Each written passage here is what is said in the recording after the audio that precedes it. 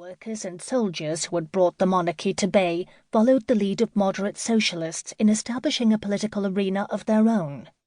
Aware of their tenuous claim to rule, the revolutionaries of the first hour were still saddled with the burden of war and faced with the popular unrest, now in organized form, which had enabled their own break with the past.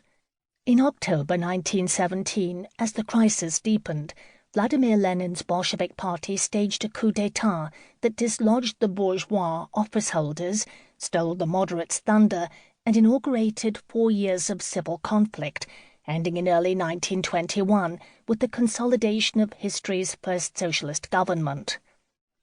It took more than 10 days to shake the world. The monarchy was ousted by the representatives of privileged society, backed by the fury of soldiers, peasants, and workers, whose long-term grievances had been pushed to the edge by the war. The men who assumed the reins of government were constitutional conservatives, aiming to control, not intensify, disorder. But in toppling the sovereign power, they had taken a revolutionary step.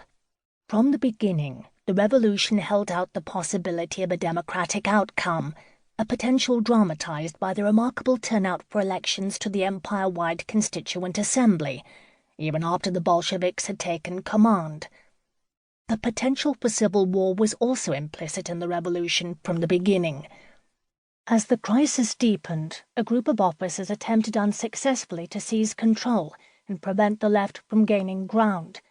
But it was the October coup that tipped the balance into armed warfare. The military and social establishment, which had supported the February Revolution in the hopes of prosecuting the war more successfully, rallied its forces against the usurpers, whom they viewed not only as political extremists, but as pawns of enemy German power.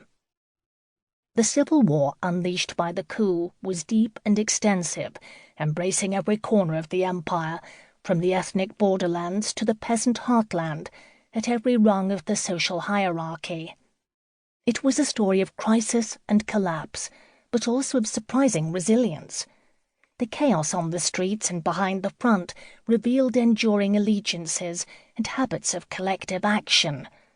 The institutions of civil society, rudimentary though they were, provided a platform for political mobilization. At the pinnacle of power, the elites battled each other for control.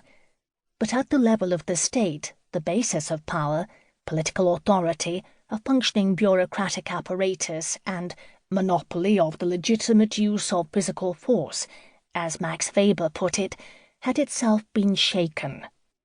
Power was not simply there to be seized, it had to be reconstructed. All parties to the civil war fought with savage intensity. In the end, the Bolsheviks proved the most adept at controlling and deploying violence, at shaping new instruments with which to impose social discipline and compel consent. The Civil War was thus in part a war waged by the monarchy's emerging successor, having repurposed its vestigial institutions against the remnants of the old society and the old regime in order to build a radically new social order. Even when it emerged victorious, the Soviet state continued to wage war against the society it had brought into being, as though the process of transformation and subjugation was never complete. The Civil War was extraordinarily brutal on all sides. Unfolding over a vast territory, the conflict consisted of many interlocking wars and caused immense material and human damage. Demographers have estimated total losses, military and civilian, between 1918 and 1922, out of a population of about 170 million, at over 15.5 million, or about 9%. The total included 2.5 million victims of violence on and off the battlefields, 2 million victims of terror from all sides, 6 million who succumbed to starvation and disease, and the 5 million victims of famine in 1921. None of the contenders were able to control the conduct of the improvised forces they deployed.